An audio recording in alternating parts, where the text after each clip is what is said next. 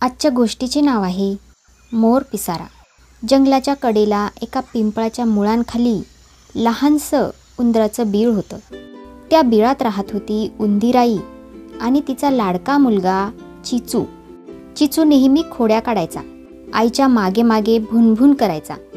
कधी आई धान्य गोळा करत असे, तर कधी ती धुणं धुत असे.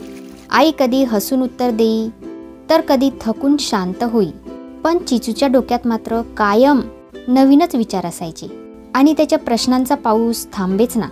आई, पक्षी इतके उंच कसे उडतात? ससे एवढ्या उड्या कसे मारतात? आपल्याला असं का नाही जमत? आई थकून भागून म्हणायची, अरे बाळा, प्रत्येकाला देवाने वेगळी ताकद दिली आहे. पक्षाला पंख आहेत, सशाला उड्या मारता येतात. आपले पाय बळकट आहेत, म्हणून आपल्याला वेगाने धावता येतं. तेच आपलं वैशिष्ट्य आहे. पण चिचू समाधानी नसायचा. त्याला नेहमी स्वतःमध्ये काहीतरी कमी वाटायचं. एके दिवशी दुपारच्या उन्हात जंगल शांत होतं, फक्त पक्ष्यांचा किलबिलाट. तेव्हा अचानक एक परी त्या जंगलातून जात होती. तिच्या हातात चकाकणारी जादूची कांडी होती आणि अंगावर झगमगणारा पोशाख. त्याच वेळी चिचू आईला म्हणत होता, आई, मला माझा हा काळा कुट्ट रंग आवडत नाही. मी बदकासारखा गोरा आणि सुंदर असतो तर किती बरं झालं असतं. ते बोलणं ऐकतच ती परी झाडामागे उभी राहिली. तिला चिचूच्या बोलण्याची गंमत वाटली. हा छोटा उंदीर स्वतःला बदलायचं स्वप्न पाहतोय. पाहूया याला शिकवण मिळते का. असं म्हणत ती त्या झाडाच्या मागेच लपून राहिली.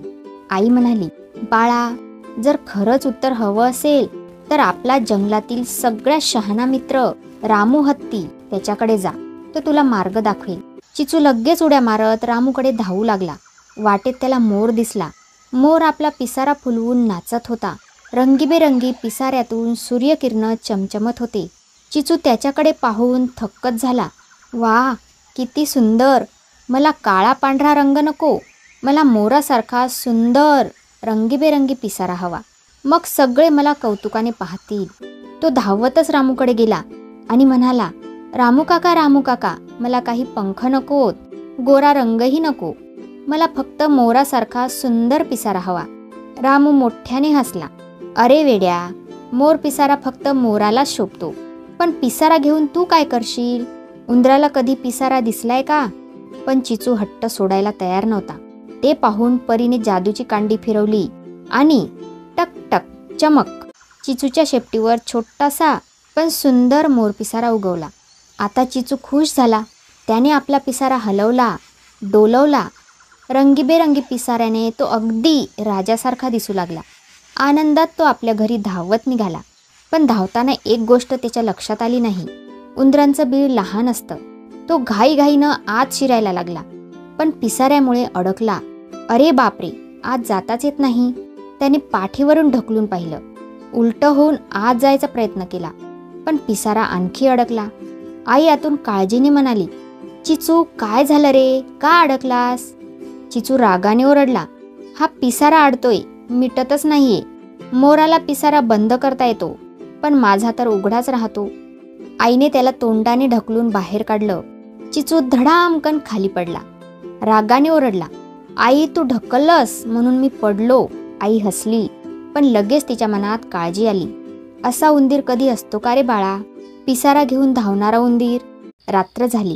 चिचूला भूक लागली. आई, मला खूप भूक लागली आहे, पण मी आत कसा जाऊ? हा पिसारा अडतोय.